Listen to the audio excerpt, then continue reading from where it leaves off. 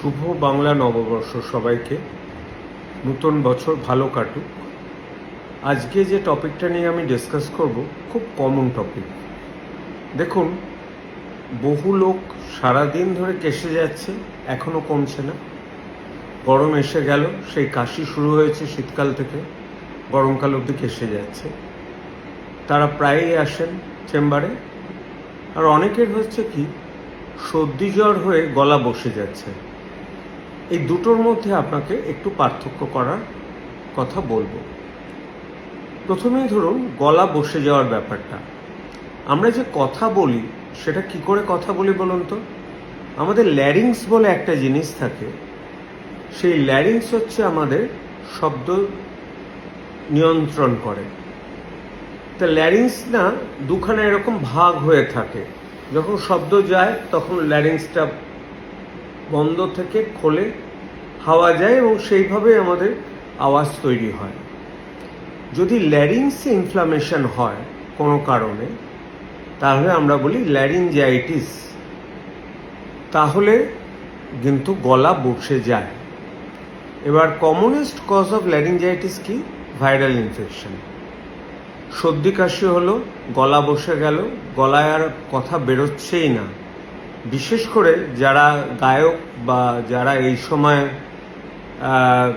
সমস্ত নির্বাচনের জন্য প্রচারে বেরিয়েছে, খুব বিপজ্জনক ব্যাপার। আরেকটা আছে যারা স্মোকার, তাদের যদি এরকম গলা বসে যায় তাহলে কিন্তু আমরা ইমিডিয়েটলি ইএনটি দেখাতে বলি। একটা ফাইবার অপটিক ল্যারিঙ্গোস্কোপি করে ল্যারিংসের ভেতরে কোনো রকম নোডিউল হলো কিনা দেখতে থাকি। অথবা যদি গলা বসাটা মোর দেন 3 months কন্টিনিউ করে। এই গলা বসে যাওয়ার ট্রিটমেন্ট কিন্তু অনেকে কি করেন, প্রচুর চা কফি খান না, তা নয়। আপনি প্রচুর জল খাবেন, কিপ ইয়োরসেলফ হাইড্রেটেড, যেগুলো সর্দি জ্বর থেকে হয়। একটা অ্যান্টি অ্যালার্জিক খান, সেটা বিলাস্টিন হতে পারে, ফেক্সোফেনাডিন হতে পারে ফুল ডোজে। আর খুব বেশি হলে আপনি একটুখানি গরম জল আস্তে আস্তে খেতে পারেন, মানে জল খাওয়ার মতো করে, নট খুব গরম, লিউকাম ওয়াটার আপনি খেতে পারেন। গার্গল করলে বা চা খেলে বা কফি খেলে গলা ধরা কিন্তু সারে না। তাহলে যারা গান গাইবে তাদের আমরা কি করি? মহা মুশকিল। অনেকে এসে আমায় বলে আমার গলা ধরে গেছে, কালকে গান গাওয়া, আমাকে যে করে হোক সারিয়ে দেন। হ্যাঁ, সেসব ক্ষেত্রে ডাক্তার বুঝে খুব শর্ট কোর্স স্টেরয়েড দেয়। ধরুন প্রেডনিসোলন 40 ফর 3 days। তাতে ওই সাময়িক গলা বসাটা কমে, গানটা হয়তো গাইতে পারবেন, কিন্তু কখনোই লং টার্ম না। আর অ্যান্টিবায়োটিক্সের রোল ভীষণ কম।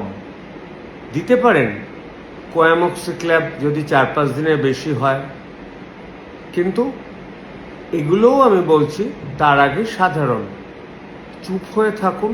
গলা বসে যাওয়ার কথা কম বলুন, বললেও ফিস ফিস করে বলুন। আর প্রচুর ঈষদুষ্ণ গরম জল খান, চা খাওয়া কমান, অ্যালকোহল খাবেন না। এই কথা গেল হচ্ছে ল্যারিঞ্জাইটিসের ব্যাপারে। এবার যারা কেসেই যাচ্ছে, কি মুশকিল জানেন তো? যদি আমি 10 জন পেশেন্ট দেখি, 5 জন কাশছে এখনো, এবং তারা বিভিন্ন ডাক্তারকে দেখিয়ে কাশছে। তাদের যদি ভালো করে আপনি শোনেন, দেখবেন একটা সাঁই সাঁই আওয়াজ পাওয়া যাচ্ছে। তাদের আমরা কিন্তু স্মল এয়ারওয়ে ডিজিজ বেশিরভাগ ক্ষেত্রে সিটিতে পাচ্ছি আর পিএফটিতে পাচ্ছি। সেক্ষেত্রে কিন্তু স্টেরয়েড ইনহেলার দেওয়া ছাড়া আমাদের গতি থাকে না। আমরা ইনহেল স্টেরয়েড দিই, বুডেসেনাইড বা অন্য কোনো রকম স্টেরয়েড ইনহেলার, একটু অ্যান্টি অ্যালার্জিক ট্যাবলেট দিই। খুব বেশি যদি মনে হয় যে হ্যাঁ কফের রং হলুদ হয়েছে, অ্যান্টিবায়োটিক্স দিই। কিন্তু একটা কথা যেটা রাখবেন, কাশির সিরাপ জাস্ট আপনি ওষুধের দোকান থেকে কিনে খাবেন না। যদি খেতে হয় ভিক্স টাইপের লজেন্স খান, আমার তাতে আপত্তি নেই। অথবা এক ধরনের লজেন্স আছে যেটা খেলে কিছুটা আপনার কমে যায় কাশি, অ্যালেক্স বলে, ড্রাই কাশিটা কমে, কিন্তু সেগুলো না খুব বেশি কাজ করে না। আপনার কাশির কারণটা জানতে হবে।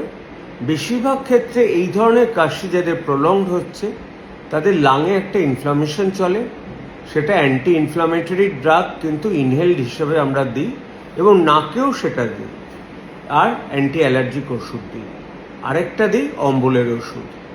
তারপরে যদি কাশি না কমে কি করবেন বলুন তো? সোজা ডাক্তারের কাছে যাবেন, তখন আর আমার কাছে না।